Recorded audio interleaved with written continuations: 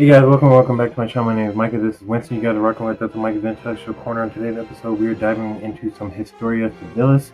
This is the Congress of Vienna, Part 1, 1814. Without further ado, since this is a very long video, we're just going to dive right into it, so let's roll.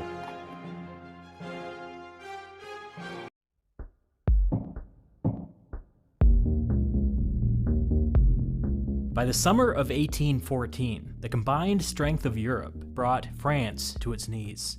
After almost 25 years of war, Europe was finally at peace. Nobody knew this at the time, but the peace that was negotiated here and now served as the launching pad for a 99-year run without a major war between great powers. A monumental achievement. Yeah, mostly, because obviously we have the freaking, the Italian unification, the German unification. That's pretty much it, though. So, I mean, obviously that's probably why they say, you know, it's a little bit, but I mean, still, the German unification had the Franco-Prussian War, so, but, we understand what you're saying, though. Relative to the Napoleonic Wars in World War I, relative to, we understand. After hostilities ceased, the immediate problem was that nobody quite knew what the world looked like anymore. The preliminary peace agreement that ended the war in 1814 restored international borders as they had existed in 1792, with some slight modifications.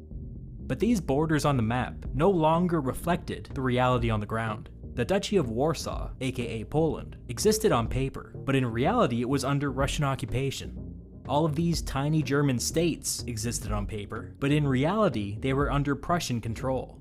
France existed on paper, but in reality it was under the joint occupation of the Russians, the Austrians, the Prussians, and the British. All that being said, by the summer of 1814, the Treaty of Paris had been signed. The 1792 borders had been temporarily thrown back into place, and the war was over, at least for now. The urgent task at hand was to take this hyper-volatile international system and transform it into something more stable. Most people recognized that the 1792 borders were no good in the long run, because those borders had led directly to almost 25 years of war. Yeah, obviously, with in Poland, for one, getting in their 1792 borders, getting all of their borders back that were previously taken by them. Obviously, Austria, Prussia, and Russia aren't going to have nothing to do with that. Really, if you think about it, I know I'm probably going to get a lot of guff from my Belgian viewers if I have any, but really, they kind of got lucky with the creation of their state, because if I'm not mistaken, their state is just technically northern Netherlands, southern France, so. But, I could be wrong. If I am, please let me know, because obviously I'm just speaking as an American. But in any case, and then again, German unification and Italian unification was just always going to be inevitable too, in my opinion. And the Balkans, the fact that, the freaking Ottoman Empire still owns, obviously in this map, damn near the entirety of the Balkans, so that's not going to work either. So, but, The prevailing mood among the victors was that a well-balanced international system was necessary, one that could resist the kind of reckless expansionism that the French Revolution had unleashed upon the world. But before we talk about the new system that was created at this time, let's first discuss the 5 great powers as they existed in 1814. This whole period of instability began with the French Revolution, so let's start with France. Defeated, under enemy occupation, but nevertheless, still a great power. I mean, of course, and like I've said in other videos, France at this time still had one of the biggest populations, if I'm not mistaken, in Europe. On top of still one of the best militaries in Europe, although it was both population and military were in a huge decline and, having to be rebuilt, but.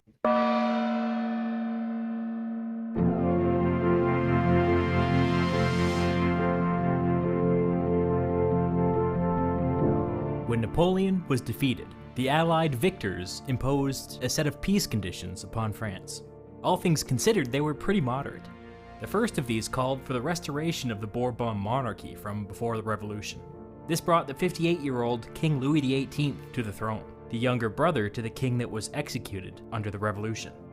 The second condition for peace was a shiny new French constitution that would guarantee certain political rights. The third condition was an agreement from the new king to leave many of the revolutionary reforms in place. The massive redistribution of wealth and land was to be mostly upheld by the new regime. So it goes. The old French aristocracy were allowed to safely return to the country, but they were a shadow of their former selves, and never again rose to the dominant political position that they had enjoyed in the 18th century. The restoration of the Bourbon king was intended to make the conservatives happy. The new constitution was intended to make the moderate liberals happy. The preservation of the Republican reforms was intended to make the revolutionaries happy. It was a big, sloppy compromise, and its purpose was to hold France together so that there was actually a France for the Allies to negotiate with. Despite its recent defeat, Yeah, and obviously we see why France had freaking 10 different revolutions essentially throughout this entire freaking century, because you can't have a monarchy with revolutionary reforms. That just doesn't make sense. You know what I'm saying? Not on top of a liberal constitution that goes with a monarchy. It just doesn't go together, because obviously that monarchies always want, always, lords and dukes and all that stuff goes with monarchies, and that it doesn't work with what I'm saying, with the revolutionary mindset and all that other stuff. So we see why it didn't work and why it just collapsed when it did. France remained a heavyweight on the continent. They were the second most populous country in Europe and still controlled the most potent military force in the world. So long as those facts remained true, France would remain a great power. With that in mind, France's objective going into the upcoming peace negotiations was, to the extent possible, minimize any future French concessions or territorial losses. Many European leaders understood that France would need to opt in to any new international system if there was to be lasting peace. Others were simply out for blood. France's job for the immediate future would be to keep the wolves at bay.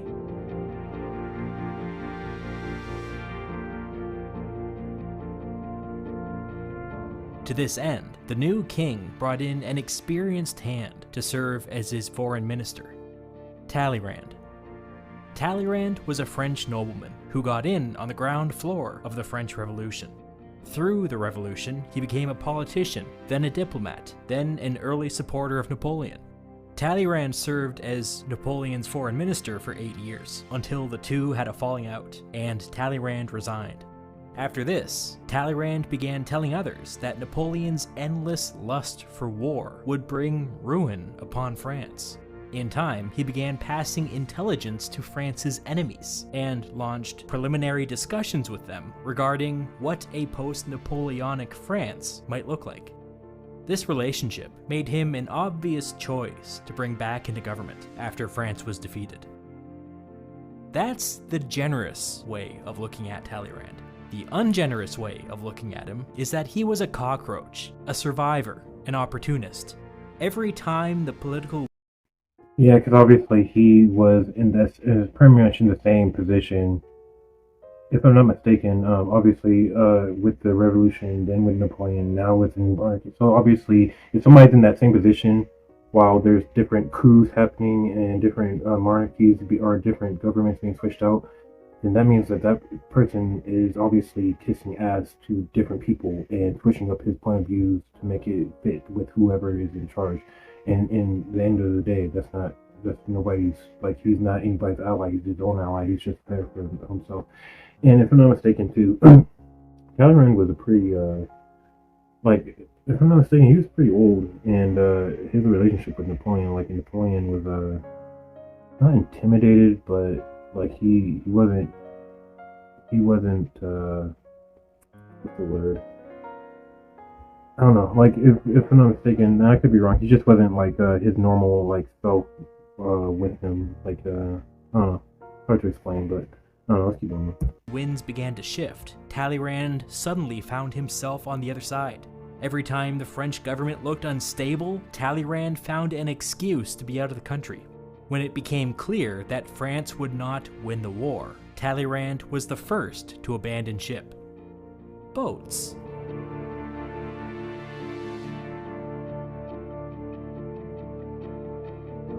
But no matter what you think of him, Talleyrand became the most powerful person in the French government after the fall of Napoleon. And yes, I am including the king when I say that. His great task as foreign minister would be to keep the wolves at bay and reintegrate France back into the international order as a co-equal great power. Let's now turn our attention to the four great powers that brought Napoleonic France to its knees, starting with the greatest of the great powers and working our way down.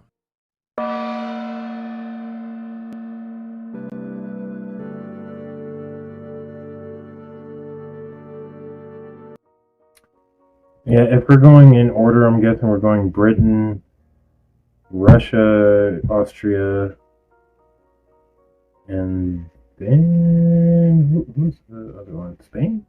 Not Spain. Would it be? I know it's not Portugal. I don't know. Let's see. Or would it be Sweden? No, it wouldn't be Sweden either. Let's see. As always, the historian Eric Hobsbawm puts it better than I ever could. Britain, quote, had by 1815 gained the most complete victory of any power in the entire history of the world, having emerged from 20 years of war against France as the only industrialized economy, the only naval power, and virtually the only colonial power in the world. The thing that made Britain the greatest of the great powers was the Royal Navy. Sometimes people talk about strategic depth, which is the idea that during wartime, you want the lines of battle drawn as far from your major population centers as possible. In 1815, Britain's strategic depth extended to all the... Well, I mean, technically speaking, France, with all due respect, France has bounced back from what happened in the short amount of time that they were able to essentially conquer essentially half of Africa and a little bit of China was pretty impressive to think about. Like, they took pretty much all of Cambodia, Vietnam, Laos, and then damn near the whole entire northwestern globe of Africa and everything else right after losing damn near like a third of their population from the Napoleonic Wars, damn near all this other stuff. So like, it's pretty impressive that they were able to bounce back into the second position that they found themselves in. Like, it's kind of crazy to think about those. The world's oceans and beyond. No country has ever been safer from invasion. The moment of Britain's great victory was also a moment of great uncertainty for the British monarchy. George III was king and was unable to enjoy Britain's newfound prosperity. George probably suffered from a number of genetic disorders, as well as other things like bipolar disorder and dementia. At times, it was quite bad. He was in constant physical pain and suffered from hallucinations, delusions, and memory loss. He was occasionally coherent, but not often and not for long. In 1811, at the height of the war, the British Parliament transferred the powers of the monarchy to the king's 48-year-old son, which made him the Prince Regent. Within a few years, the king was no longer presentable enough to appear in public.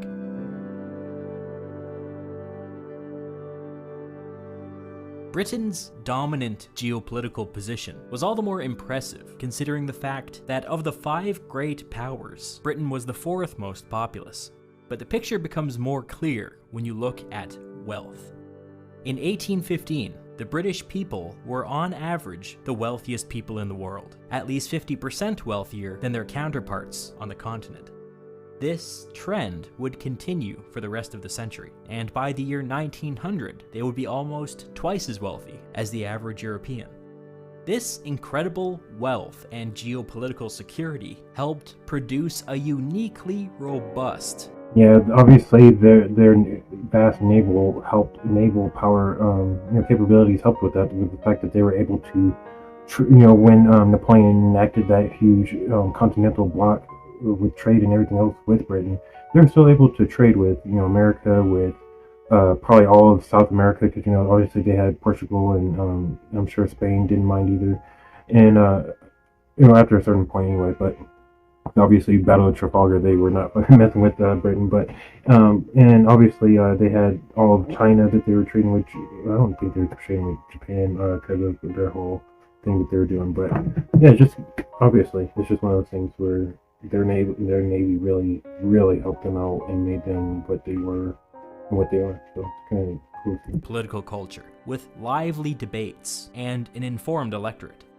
In 1815, the British Prime Minister was the Earl of Liverpool, a kind of centrist conservative. The fact that he was kind of conservative was a huge deal. It was the manifestation of a seismic shift going on within British politics. Let me explain why. Since the 17th century, there had been two political factions within the British Parliament. The Whigs, a liberal faction who favored giving Parliament more power, and the Tories, a conservative faction who favored giving the king more power. England in the 17th century was utterly consumed by the power struggle between these two factions. They even fought a civil war over it.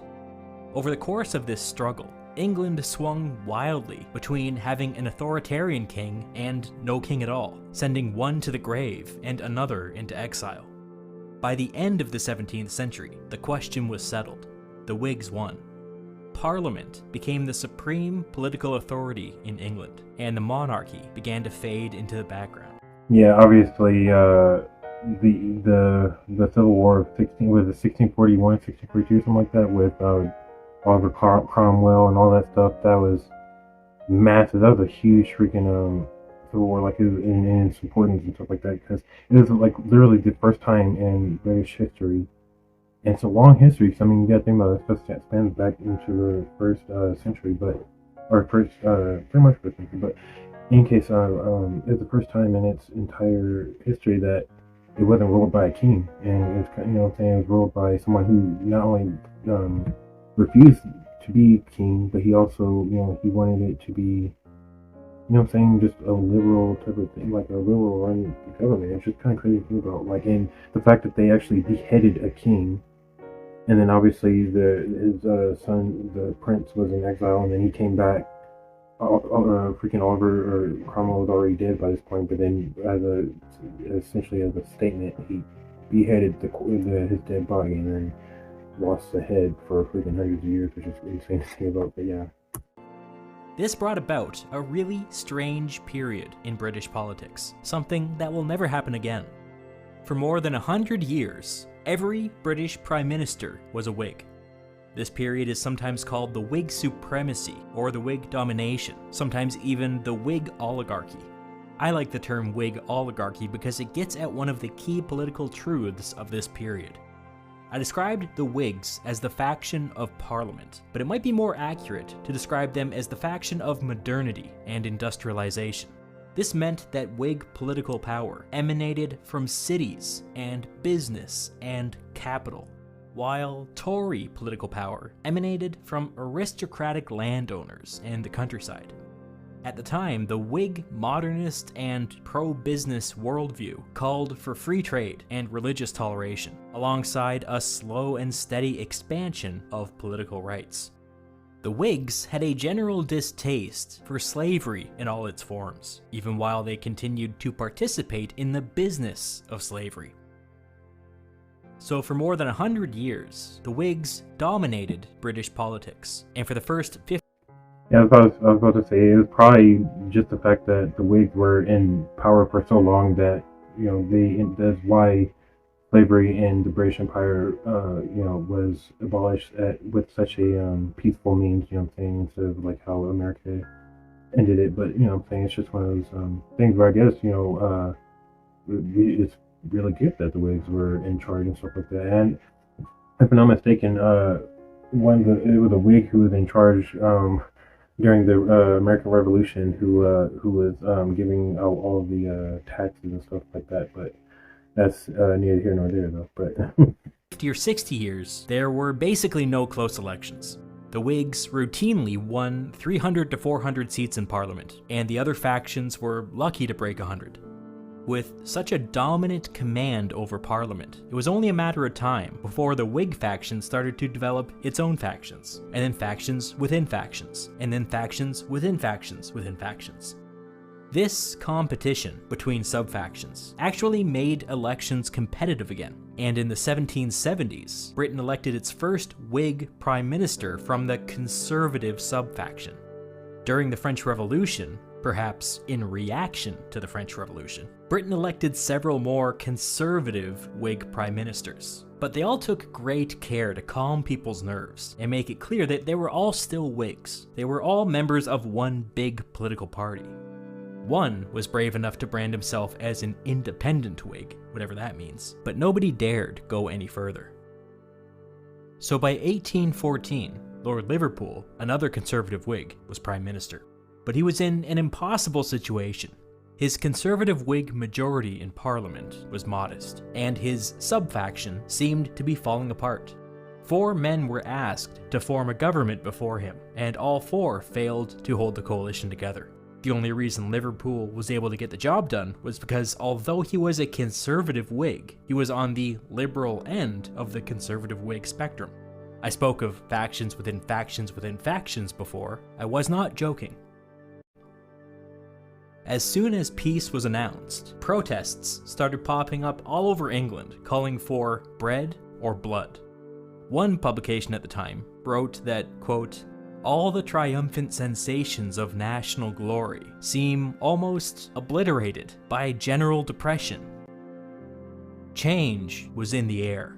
It was not a good time to be a conservative politician in Britain. In fact, it seemed entirely possible that the conservative Whig moment was simply a reaction to the French Revolution, and with peace, the liberal Whig natural order may just reassert itself.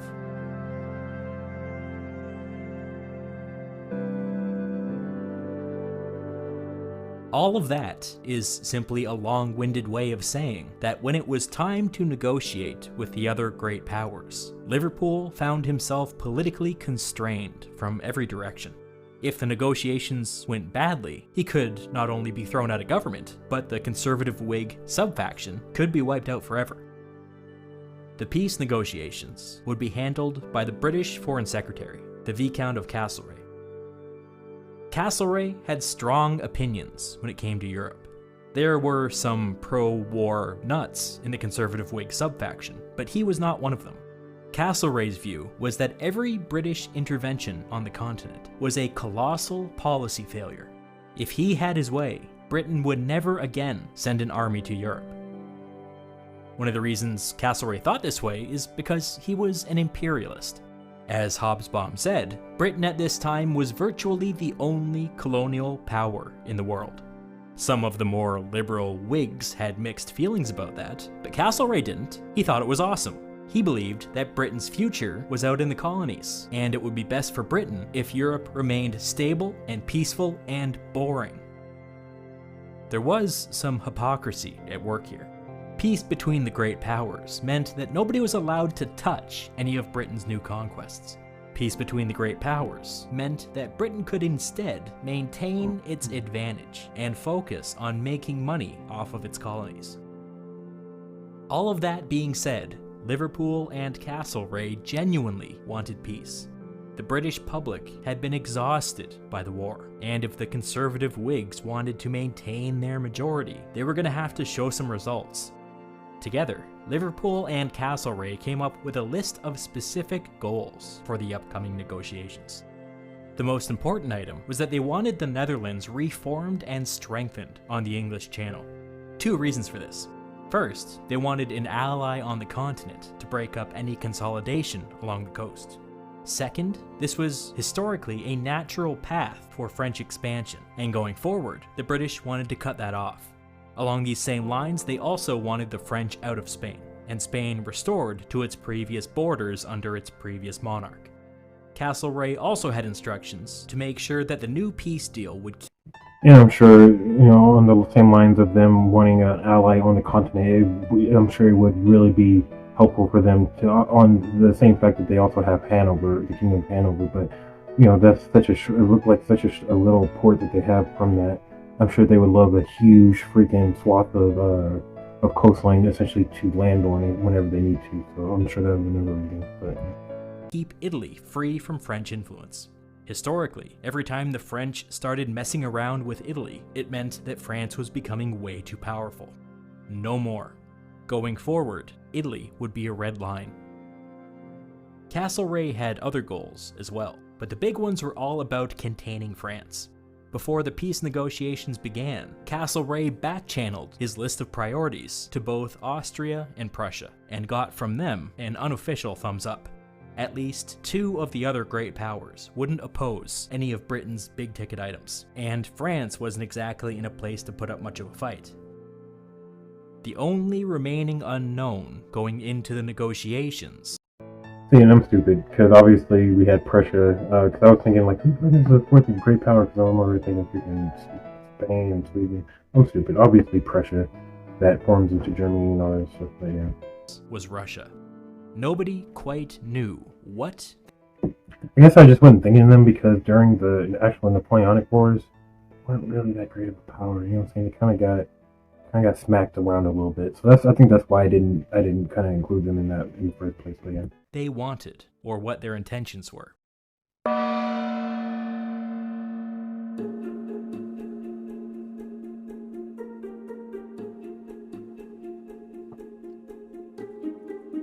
When Castleray met Czar Alexander of Russia for the first time, he wrote to his prime minister that he believed that the Russian monarch was not of sound mind. It's difficult to characterize Czar Alexander, because it seems that most of his mental energy was caught up in creating narratives about what kind of person he was, and not so much in what he did or how he behaved. The thing that confused Castleray, and confuses me to be honest, is that Alexander had 8 or 10 of these narratives going through his head at the same time, and wasn't particularly bothered when they contradicted each other. Let me give you some specific examples. Alexander considered himself a true Enlightenment monarch, and told anybody who would listen that he believed in a limited constitutional monarchy, and wanted Russia to have elections, and a parliament, and independent courts. At the same time, he ruled Russia as a tyrannical dictator, which was justified in his mind because he believed that he was God's chosen instrument on Earth. These two thoughts are not compatible, but Alexander did not see a contradiction. He would simply switch between these two modes of thought, depending on who he was talking to and how he felt that day. Here's another example. Alexander believed himself to be the most honorable man in Europe. A man who revered ritual and tradition and justice. Simultaneously, he believed that God made him emperor of Russia for a reason, and if he needed to go back on his word and use brute force to implement his will, that was all part of God's plan. These contradictory beliefs made Alexander impossible to deal with.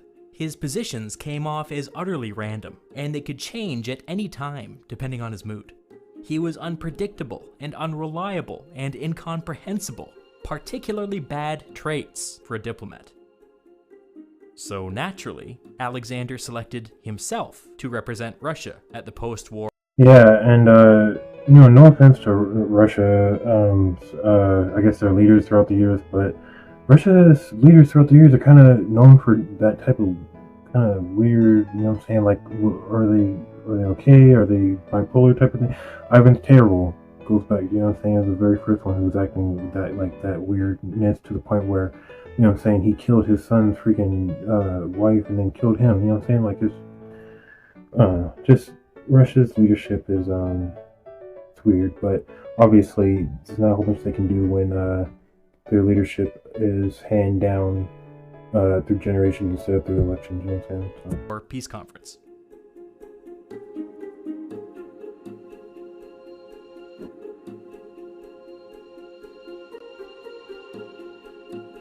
As the most populous country in Europe, Russia was a formidable land power. But that inherent strength was undercut by weak institutions, weak governance, and the fact that Russia remained a technological backwater. This backwardness had always been a source of immense insecurity for Russian monarchs, but by 1814, all that insecurity. Okay, so yeah, so I guess I was a little bit wrong with obviously with the population and stuff like that. I don't know, I guess in my mind I was thinking that Russia was, like, yeah, obviously Russia's huge and stuff like that, but the size of a country's landmass doesn't mean anything when it comes to population. Obviously you can just take, any country except for, Nigeria and Africa, and you can see that, like, these huge land masses that barely have anybody living in it. But in any case, so that's what I was thinking, like, for Russia, especially since technically they're still living in kind of a feudal freaking world with serfs and serfdom and all this other stuff. So I guess I was thinking in my mind that the population boom just hadn't happened yet, but obviously I was wrong, so let's keep going. Was gone. Russia had just done the impossible and defeated Napoleon. At least, in their own imagination, that's what happened. The truth is a little more complicated. Years of careful diplomacy had laid the groundwork for a coordinated attack against the French, and Napoleon's disastrous invasion of Russia was simply the catalyst. Had Napoleon been successful in Russia, the rest of Europe's great powers would have just waited for the next opportunity. But when the French started losing to Russia, most of Europe sprang into action. The plan was for every major European army to advance on Paris at a steady pace, but to pull back whenever opposed by the French army. The Allies knew that they couldn't defeat Napoleon on the battlefield, but with all of Europe's armies advancing as one, they wouldn't have to. Napoleon couldn't be everywhere at once. Even if he won every possible battle, the Allies would still take Paris. The point is that no one country defeated Napoleon. Every country defeated Napoleon. But Tsar Alexander didn't see it like this. In his mind, it was all his doing. As part of their plan, the Allies had developed lists of key French towns to capture on the way to Paris. The Allied armies would need their logistical support, especially with several French armies coming up behind them. Tsar Alexander was personally in command of the Russian army, and once he was within spitting distance of French territory, he abandoned this plan and broke off from his allies and advanced on Paris alone. Alexander later said that this was a matter of personal honor. Never mind the commitment to his allies to all advance as one. Apparently, personal honor can only go so far. It was Tsar Alexander of Russia who took Paris, and it was Tsar Alexander who accepted Napoleon's surrender. Since Alexander placed himself in the center of the action, the fact that he liked to tell conflicting narratives about himself suddenly became very important to world history. On one hand, Alexander styled himself as the grand enemy of the French, as Napoleon finally meeting his match on the field of battle. On the other hand, Alexander still believed that he was the most honorable man in Europe. Spin the randomizer, and what do we get? Honor. Today, Alexander would treat Napoleon not as the enemy of Europe, but as his equal, the Emperor of Russia meeting with the Emperor of France. It was as equals that Alexander negotiated Napoleon's surrender. And as equals, Alexander gave Napoleon almost... And I mean, obviously, I'm guessing in his mind too, because if I'm not mistaken, the British weren't on land, at least not in France during the that coalition anyway. They're coming up from Spain, if I'm not mistaken. So of course, in his mind, he's thinking like, of course I'm in charge. Like I'm the only one who's truly defeated Napoleon, and and his retreat from Russia. And technically speaking, obviously we have a whole bunch of other people who defeated Napoleon. If I'm not mistaken, I'm pretty sure Aspirin was a defeat. But if I'm not mistaken, though, but yeah. So out of all of the people who, all the countries, Austria, definitely Prussia, freaking, and obviously Britain, who wasn't even really there. They were the ones who saw. He was the one who saw themselves as, obviously we are the ones who really know how to defeat him and such. So obviously that's probably why he saw himself as taking charge and all that. But almost everything he wanted. Napoleon would be allowed to retain the title of emperor and would be permitted to remain an independent monarch until his death, ruling over the small island of Elba off the coast of Italy. He wouldn't be allowed to leave, but on the island, he would be a free man. The Allies were apoplectic. This was not what they had agreed to. This put the British in particular in a terrible position because they had deliberately never recognized Napoleon as the legitimate emperor of France.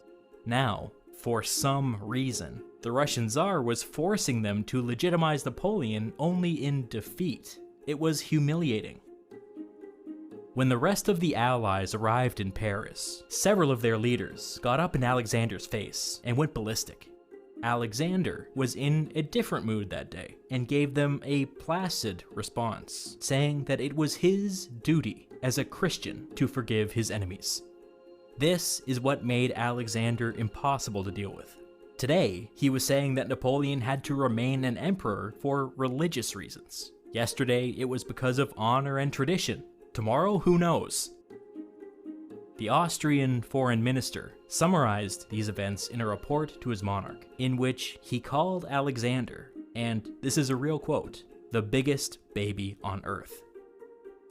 He continued, quote, "He has started out by doing a great deal of harm. We have repaired some of it, but we will suffer for some time as a result of those things he got up to in those first moments when he got away from us."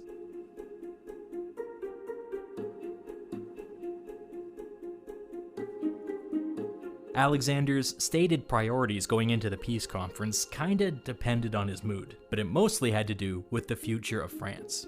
As previously discussed, the Allies had all agreed to restore the old Bourbon dynasty to the French throne. The problem was that Alexander didn't like the Bourbon kings. If you look at France's position in Europe, France had an interest in making sure that Central Europe remained fragmented and weak, and outside of the influence of any other great power. To these ends, France had a long history of aligning itself with countries like Poland and Saxony and the Ottoman Empire. This was, of course, a geopolitical thing, but Tsar Alexander thought it was a personal thing, and that the Bourbon kings uniquely had a problem with Russia. Alexander's immediate priority was to keep the Bourbon Louis XVIII off of the French throne. He suggested making Napoleon's 4-year-old son the King of France, but Talleyrand patiently explained to him that this would allow Napoleon to pull the strings from exile. Alexander then tried to put a man named Bernadotte on the French throne. Bernadotte was a former French marshal who had turned against Napoleon and was single-handedly responsible for bringing Sweden into the coalition against France. In the late stages of the war, Bernadotte and Alexander had worked closely together, and Alexander viewed him as the one Frenchman he could trust. Alexander pushed hard for Bernadotte, but Talleyrand wouldn't budge. He and the Allies had all agreed on a Bourbon restoration, and they all saw Bernadotte for what he was, an attempt to put a Russian puppet on the French throne. Talleyrand explained to Alexander that they couldn't be placing whomever they wished on the French throne, or they were no better than the revolutionaries. The new king needed to be a legitimate French king of royal blood. Alexander got desperate. What about a distant cousin, a younger brother, anybody but Louis XVIII? Now, how the hell would that freaking work? Bernadotte being king of both freaking Sweden and France? Please tell me how that would work. Because at this point, yeah, I was about to say, no, French people don't view Bernadotte as a traitor to Napoleon because he was just doing his duty, but still, whenever he turned on Napoleon, he was just doing his duty for the Swedish people now as their monarchy, but still, I would love to see how that would work though. Talleyrand held firm, and Alexander backed down. An impressive feat, considering that the Russians had Paris under military occupation. A Bourbon king would return to the French throne, and Alexander's dream of a grand Franco-Russian alliance withered and died.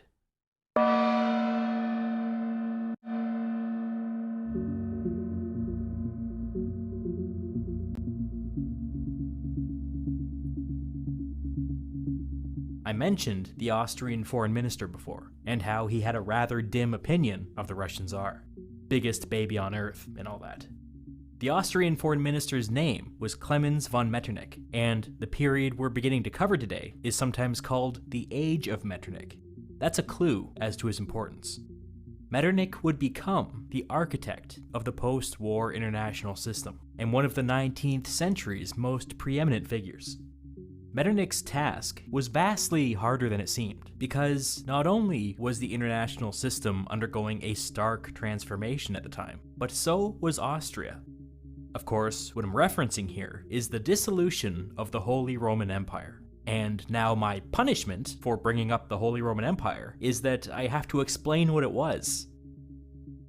We should begin with the French philosopher Voltaire's famous quip that the Holy Roman Empire is neither holy, nor Roman, nor an empire. So what was it? The Holy Roman Empire was a Central European institution that had existed in one form or another for over 1,000 years. I say institution because the Holy Roman Empire was by no means a state. Each member of the empire conducted its own foreign policy, with its own military, under its own laws. Hundreds of tiny states were members of this club, this institution. If I'm not mistaken, pretty much all it did was make whoever was the Austrian Empire emperor, or the Habsburg emperor, whoever was in charge of essentially the Austrian Empire, would essentially have control over all those small little individual German states that were in the middle of Germany at the time, and essentially they would be in charge of them, like, politically and stuff like that. Although obviously they could still go independently. It was almost like they were client states without being client states, if I'm not mistaken. Like they all worked together, and it was like almost like a type of, not a type of modern day UN or anything. I don't know. I'll let him finish describing. Obviously, it's difficult to describe. And together, they loosely supported a central emperor. The Holy Roman Emperor was a prestigious title with very little actual power behind it. He could call for aid if one of the member states was attacked, but it was up to each independent state whether or not they would respond. In fact, each state had its own unique deal worked out with the imperial crown, which put further limits on the emperor's power. Some were expected to contribute money to military campaigns, but no soldiers. Some were expected to contribute soldiers, but no money. Some were under no obligation to offer anything at all. By the 17th century, the Holy Roman Emperor could no longer even have an opinion on religious matters, which kinda defeats the whole purpose of the holy part of their title. Although the imperial crown was remarkably weak, the Holy Roman Emperor usually controlled the most powerful state within the empire. Beginning in the 15th century and continuing up until the Napoleonic Wars, that meant that the Holy Roman Emperor was the Archduke of Austria. Since the 13th century, Austria had been controlled by the Habsburg family. The Habsburgs were one of the most powerful families in Europe, and at times over the last 500 years, they had controlled Portugal, Spain, the Netherlands, the Kingdom of Germany, parts of northern Italy, Austria, Hungary, Croatia, Bohemia, I could go on. The dynasty was remarkably successful, and what made it especially remarkable is that very little of this territory was gained through conquest. It was instead gained diplomatically. The Austrian Habsburgs had a family motto: "Let others wage war, but thou, happy Austria, marry. For those kingdoms that Mars gives to others, Venus gives to thee." Others conquer through war. The Habsburgs conquer through marriage. Yeah, Habsburgs obviously conquered through marriage, and with that being said, there were so many freaking close marriages. Obviously, I'm talking cousins or uncles with nieces, freaking brothers with sisters, mothers with or sons, or freaking dads with daughters. Like, you know what I'm saying? Like, super close. And obviously, if you know anything about genetics, if you're having incest and stuff like that, the really crappy genes that are in you and, say, your sister or you and your cousin multiply when you do that. They don't. But whenever you're with somebody who don't have those same genes, they just kind of wither out and die and go on about their way. But yeah, so obviously that's why the Habsburgs honestly were their own worst enemies, if anything. But yeah. Fast forward to the 19th century. The Holy Roman Emperor was still in Austrian Habsburg, now facing an expansionist France under Napoleon. He learned too late that the Holy Roman Empire was not equipped to face a direct attack. A victorious Napoleon demanded the abolition of the Holy Roman Empire, and the Habsburg Emperor, having decided that this powerless husk was no longer worth defending, agreed. With that, Austria became fully independent under its first emperor, Francis I.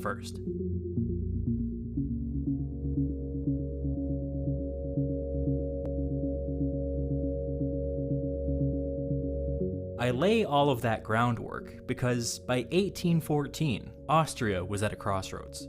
The new Empire of Austria had played a critical role in the defeat of Napoleon Bonaparte. But now what? They could reform the Holy Roman Empire if they wished, but did they wish? When push came to shove, some of the largest members of the empire sided with Napoleon. If the Holy Roman Empire wasn't a military alliance, what good was it? Yes, the title was prestigious, but you could argue that the restrictions within the empire only slowed Austria down, with no clear benefit. Francis, the former Holy Roman Emperor, and the current Austrian Emperor, was sympathetic to this point of view, as was his foreign minister, Metternich. Metternich is sometimes described as a conservative or a reactionary, but that's not quite right. A true reactionary would have fought to reform the Holy Roman Empire, but Metternich happily allowed it to die.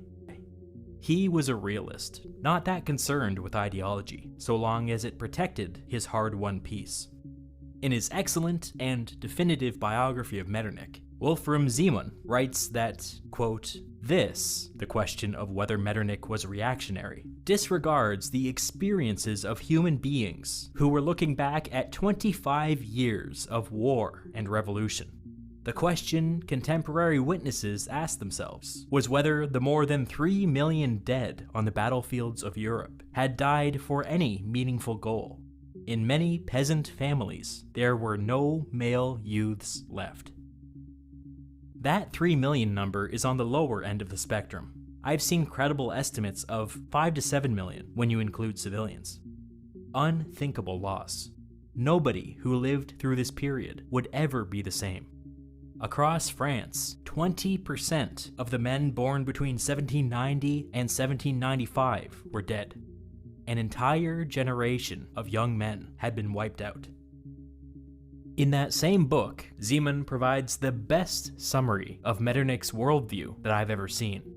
In Metternich's case, coming to terms with the war meant considering the suffering he had witnessed endless times on the battlefields and along the roads. Unnecessary, pointless, even a crime, caused by human delusions of grandeur that, he thought, could pull down the walls protecting civilization and the law as he understood it, at any time and in any place. It was the duty of politics to erect enduring barriers against this possibility. He opposed this catastrophe on humanitarian grounds, and his lasting commitment was never again. Metternich saw balance between great powers as the answer. He feared a second French Revolution, or something like it, but he couldn't clearly see how Austria could possibly prevent one.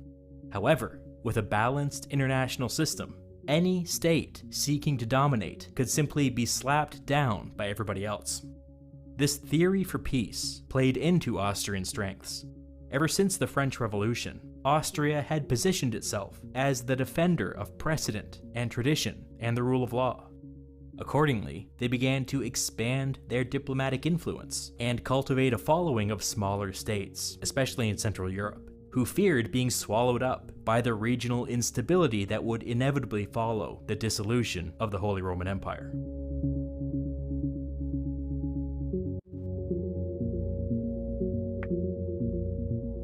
Before proceeding, it would be helpful to discuss what the Austrian Empire actually was.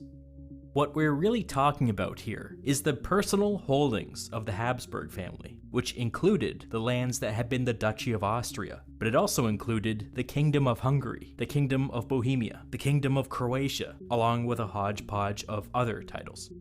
It may be helpful to look at the ethnic breakdown of the Austrian Empire, because this will tell you everything you need to know about Austrian politics. First and foremost, there was the German-speaking core, centered around Vienna and the old Duchy of Austria. Then there were the Magyars of Hungary, who spoke Hungarian. The third major group were the Bohemians, who spoke Czech. Then in the borderlands, there were Croats, Serbs, Slovaks, and others who spoke various Slavic languages. To the east, there was Transylvania, whose inhabitants spoke Romanian. There were also regions where the majority spoke Polish and Ukrainian. And although this wasn't the case at this exact moment, the Austrian Empire would soon have a large Italian minority as well. By one count, the Austrian Empire consisted of 14 ethnic groups, speaking 17 different languages. The Austrian Empire was really an incredible experiment, one that you don't see anywhere else in the 19th century. This was not the case of one ethnic group dominating their neighbors. This was a true synthesis of cultures and ethnicities, united. And again, like obviously for an empire that sounds like an insane amount of, language and stuff to try to keep, coherent and, happy and stuff, because obviously a lot of ethnic groups don't really like to live in the same place as each other. But I mean, speaking though, it's not really that diverse.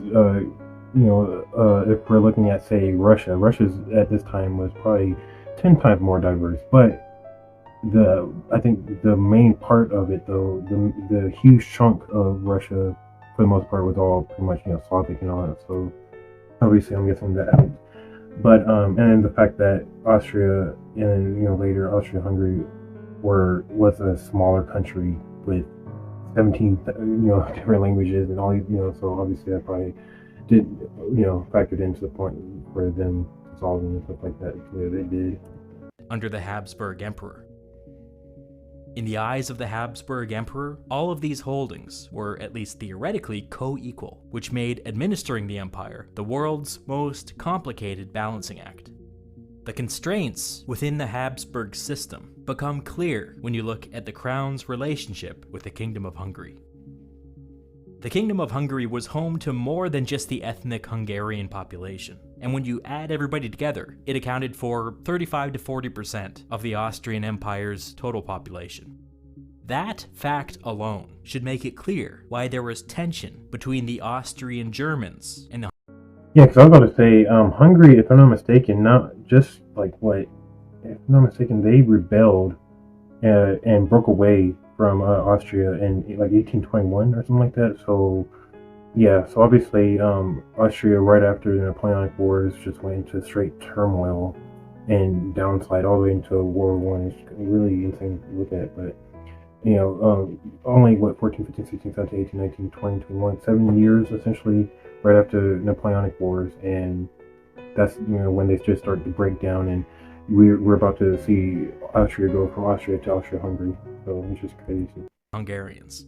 The Habsburg Emperor ruled Hungary as their king, but he was not one of them, and so he was bound by severe constitutional limitations. One of these limitations was that the Hungarian king was not allowed to tax the people of Hungary. The local Hungarian aristocracy was allowed to tax the people, but they were under no obligation to pass that money along to their king. Again, this is 35 to 40% of the empire's population we're talking about. This exemption created a massive hole in the imperial budget that Austria was constantly trying to fill. Over the centuries, this arrangement resulted in the Hungarian aristocracy becoming extremely rich, even though the Hungarian people remained quite poor compared to the German-speaking population to the west. The Hungarian king was also constrained when it came to military recruitment. Despite being home to 35 to 40% of the Austrian Empire, Hungarian subjects only made up 5% of its military. This number could fluctuate. During the Napoleonic Wars, it climbed as high as 20%, but in order to accomplish that, the Habsburg Emperor had to go to the Hungarian aristocracy and give them whatever they wanted. This tenuous constitutional relationship meant that Austria was cursed in a way to be in constant negotiations with itself. The Hungarians were always suspicious of any territorial gains that added more ethnic Germans to the empire. The whole political system was a delicate balance, and if the ethnic Germans got something, the Hungarians always wanted something too. Despite all of its contradictions, the Austrian Empire had a lot of credibility on the international stage. Whatever the reasons, the fact that Austria was not primarily concerned with territorial expansion mattered a lot, especially to all of those tiny Central European states who had recently been made vulnerable by the dissolution of the Holy Roman Empire. It meant... And if I'm not mistaken, too, didn't Hungary, technically, didn't they see Croatia or Dalmatia or whatever as a part of their kingdom anyway? Like, obviously, Hungarians weren't living there, but if I'm not mistaken, that was a part of Hungary for literally hundreds of years. Obviously until it was dissolved and all that stuff. But if I'm not mistaken, though, let's keep it. That despite having the weakest military of the great powers, Austria had a lot of friends, at a time when having a lot of friends was a valuable thing to have. None of this was true of the other German great power. In many ways, Austria's mirror opposite. Where Austria was old, they were young. Where Austria was defined by their diversity, they were defined by their Germanness. Where Austria was weaker militarily than they could be, they were stronger militarily than they ought to be. Where Austria was not that interested in territorial expansion, they were obsessed with it to the point where they thought of very little else. The two German great powers were brothers, but they were brothers that did not. Yeah, which is obviously another reason why a lot of German states at the time of German unification went towards Prussia rather than Austria, because one, not only, take away the geography, because obviously you have a huge mountain range, separating the Austrians and the Germans from each other, but you also have, is like 100% German. Well, not 100% German. You have Polish in there too, but what I'm saying, they have a bigger German population, so obviously it makes sense as to why they would go with them and to get along.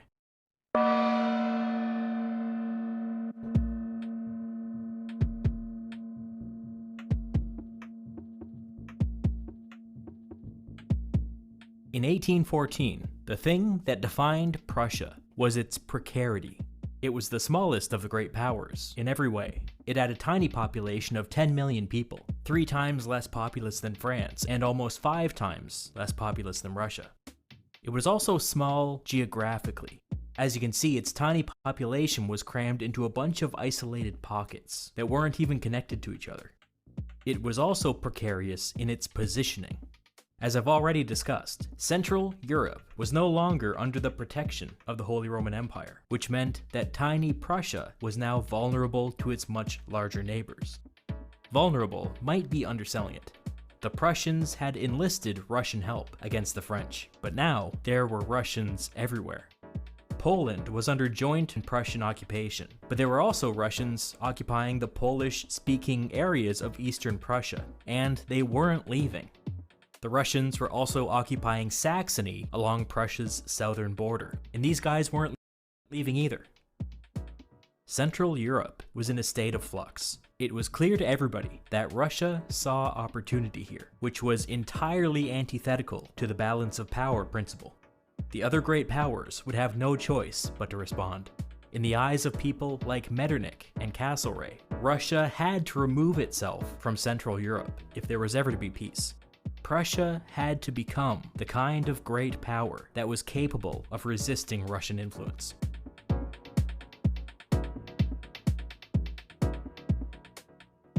That was the priority of the Prussian Prime Minister and Foreign Minister, Karl August von Hardenberg. The experience with Napoleon had taught Hardenberg that Prussia was not yet a true great power. It was powerful regionally, but it was too small to have a global impact. In order to graduate from a regional power to a great power, Prussia needed people, Prussia needed resources, and Prussia needed territory.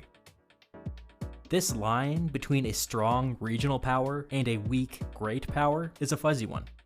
Eric Hobsbawm writes that, quote, Austria and Prussia were really great powers by courtesy only. Continuing later, their chief function was to act as European stabilizers. It's true that Austria and Prussia could not match the global influence of France, Britain, and Russia. I would quibble slightly and say that Austria's diplomatic influence at this time made them a great power, but it's true that Prussia lacked the global reach of any of the other powers. The only reason everybody decided to treat them as a great power was their formidable military. By the end of the war, on a per capita basis, Prussia was fielding 6 times more soldiers than Austria, which meant that despite their relative weakness, they were capable of going toe-to-toe with any other great power. Hardenberg saw in Prussia an urgent need for territorial expansion.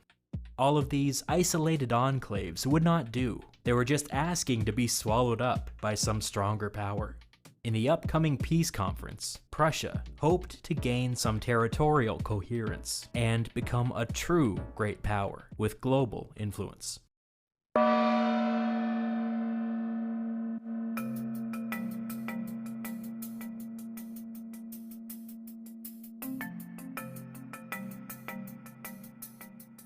The original plan was for the 4 victorious great powers, Britain, Russia, Austria, and Prussia, to dominate the peace conference and impose their will upon everyone else.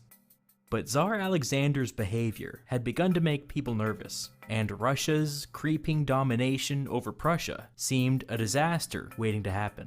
If there was a serious split at the conference, with Britain and Austria on one side and Russia and Prussia on the other, it was difficult to imagine how they could possibly resolve it without descending into another war.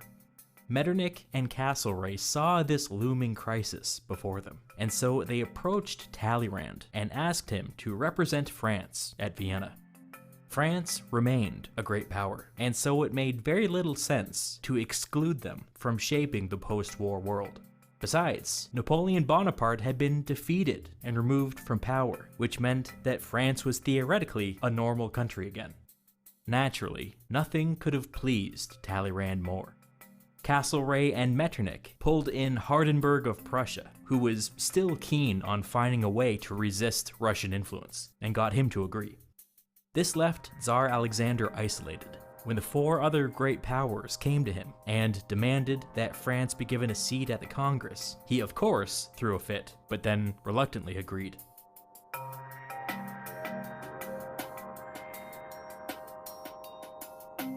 Over the summer, everybody traveled to Vienna, and by everybody, I mean everybody. Virtually every state in Europe sent delegations, and some states that didn't even exist anymore sent delegations as well. I think Piedmont, Sardinia, and some of those states down there probably sent some,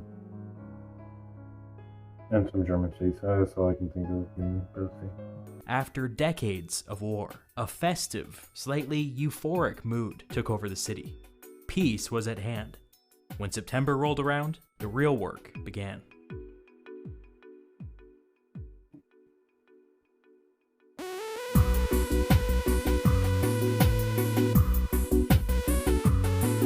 Alright guys, we're going to end it right there. So yeah, definitely very, very interesting. You always gotta love post-war sentiments and stuff like that. That's when stuff really gets interesting. I mean, take freaking World War II for instance, and all the crazy stuff that happened after that. So, in any case though, thank you guys again for joining me on another episode of Mike Event Special Corner. If you guys like the episode, don't forget to like, comment, subscribe. I'll see you guys on another one. Say peace out to Winston. I'm out.